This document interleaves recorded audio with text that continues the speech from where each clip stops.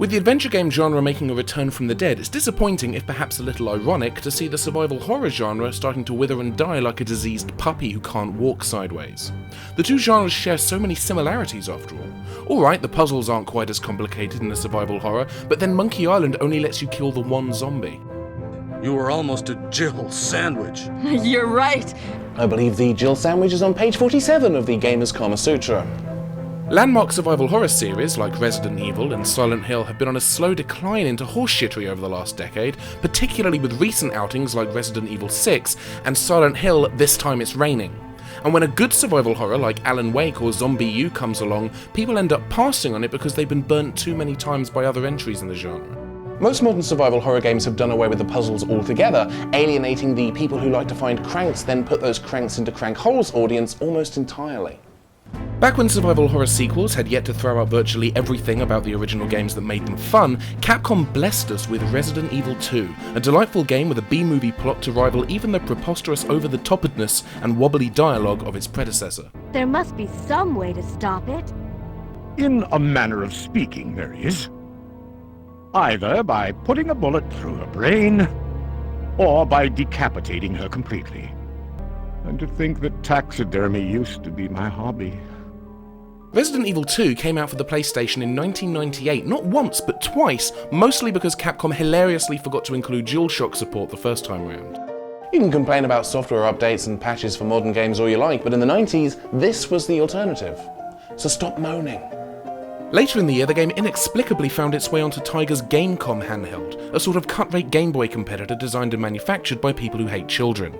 We won't be looking at this one, it's terrible. In 1999, it came out for the PC. Then, 7 years later, it came out for the PC again. Capcom, eh? They're nothing if not consistent. The first PC version came out in early 1999, only a few months after the original PS1 release, and adds a metric fuck-ton of new features including an artwork gallery, viewable 3D models, and a hard mode. It also has a pretty nifty feature that technically would have allowed the game to support newer graphics cards by entering numeric values that would have been supplied by publisher Virgin Interactive on their website, only it was never properly supported. You'll be playing this one on your state-of-the-art PC using the software renderer, I'm afraid. The second PC port came out in 2006 and was released exclusively in Japan. It came on a single DVD-ROM, and the biggest selling point was the uncompressed high-quality video cutscenes. We'd love to show you some footage from this release, but as no one on the production team can read Japanese, we can't even install the bloody thing. That's $120 well spent. The first PC port also forms the basis of the Dreamcast version, which, as well as including all of the additional features and content, also lets you view your character's health on the console's VMU, which is a very snazzy feature that I'm almost certain Capcom will entirely forget about when they come to port every game in the series to the Wii U over the next 5 years. Idiots. Resident Evil 2 also holds the distinction of being the only game in the series to make it over to the N64, and incredibly they did a bloody good job of it. It's basically the same as the PlayStation version, and it's quite enjoyable if you don't mind that the video quality has taken a hit, the voices are a little muffled, and the game doesn't run quite so smoothly if you don't have the N64 expansion pack. Okay, let's stop and take a minute to appreciate the technical wizardry that goes into taking a game that was originally released on 2 CD-ROMs and squeezing it onto a single 64MB cartridge. Do you know how much of a big deal that is? Resident Evil 2 is a huge game. It's got FMV cutscenes and voiceover coming out of its arse, plus a lot of still pre-rendered background images. Remember, still images, not something the N64 was particularly good at handling. It was probably easier porting Quake to the Amiga than it was porting this game to Nintendo's Sadness Generator. To make up for the fact that it sounds like everybody's talking through a coffee filter, Capcom added a lovely little wedge of exclusive new stuff for the N64 release. For example, this was the first version of the game to support surround sound. Pretty exciting stuff, eh? No? Just me? Alright, well, they also added optional first-person controls, meaning your character moves relative to the camera position rather than the standard up equals forward method. Sort of like Grim Fandango or Escape from Monkey Island, or a third game that people actually played. It's a nice addition because honestly, the N64 controller isn't ideal for this game. The analog stick is annoyingly fiddly, particularly if it's gone a bit loose as they so often do, which can make it difficult to control the game using the default settings. The D-pad is serviceable, but it just isn't as responsive as the PS1's DualShock controller.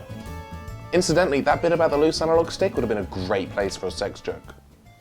Also annoying are the room transitions. Resident Evil's iconic opening door screens were put there to mask the loading times on the CD-ROM versions, but there aren't any loading times on a cartridge.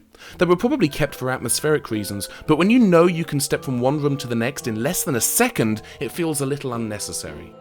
They also added a couple of other tweaks, including some exclusive costumes and an item randomizer, which changes the location of some of the non-key items in the game to make your playthrough a little bit more unpredictable. Nice touches, I thought. Capcom should be commended for even making the effort, let alone succeeding. Squeezing 2 compact discs worth of data into a cartridge with less space on it than a common USB flash drive is no small feat, and they did a bloody good job, especially considering some of the difficulties developers had producing original games for the system. It's not the definitive version of the game, that honour goes to the Dreamcast version, but it's certainly noteworthy. Porting anything to the N64 so close to the end of the system's shelf life is a ballsy move on its own, but porting a game the size of Resident Evil 2 and succeeding is astounding. And it wouldn't be the last time Capcom tried a ballsy port of a Resident Evil game either. But we'll come back to that one in another episode.